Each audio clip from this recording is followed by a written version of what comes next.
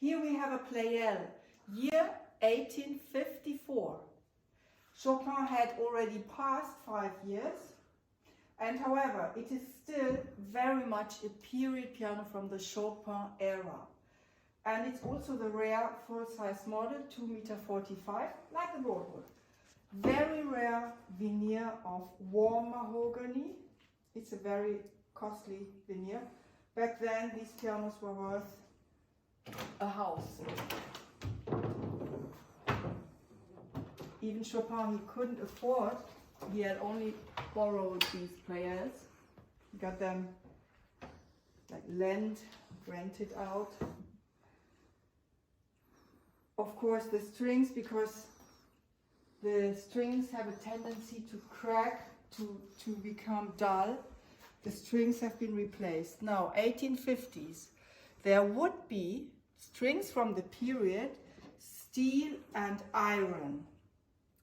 Cast steel and iron strings, which we can obtain today.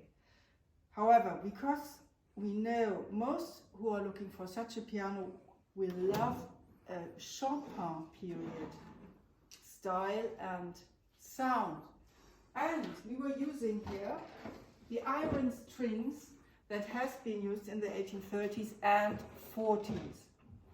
These strings are very soft, and this piano needs to be tuned really countless times until the strings will bend and bend, because they are so soft. It takes a while. So it is right now, it is not really tuned because it gets out of tune in hours. Now take a look at the pin block and take a look at the dampers.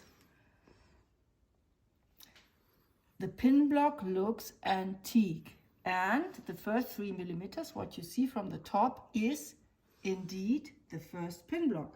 The pin block had been, it was a rag pin block like with the Broadwood, but we opened the piano, then we cut the 3 millimeters off the top of the pin block, and underneath is a modern grand piano's pin block.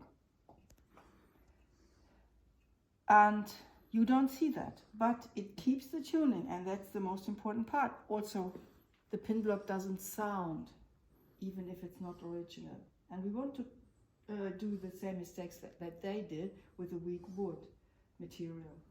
Now take a look at the dampers. The dampers are the original dampers. They are not 100% white and crispy clean.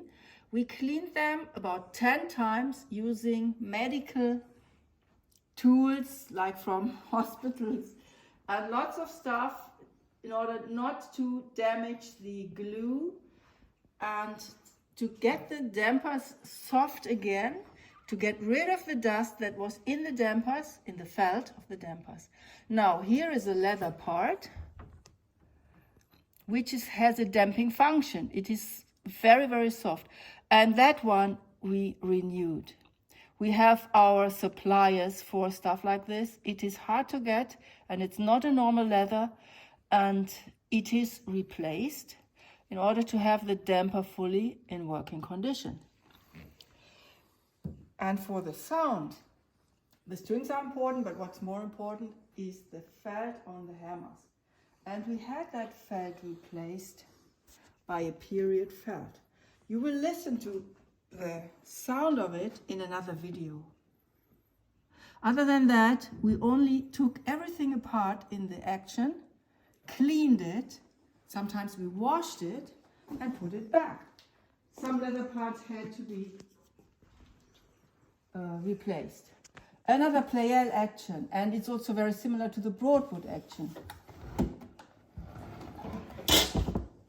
These are responsible for the height of the hammers. So if they, after 2 centuries, almost 2 centuries, if that gets very flat, compressed, we take it all off, we wash it, and we put it back, and it will lift this position slightly. And like this, we're getting back to the playable condition as it has been in Chopin's times. I could tell you many details like this. This is not the action of the player that I was showing you, because the action is inside the piano, obviously. Okay, let's have a look on this action in another video. Okay, thank you.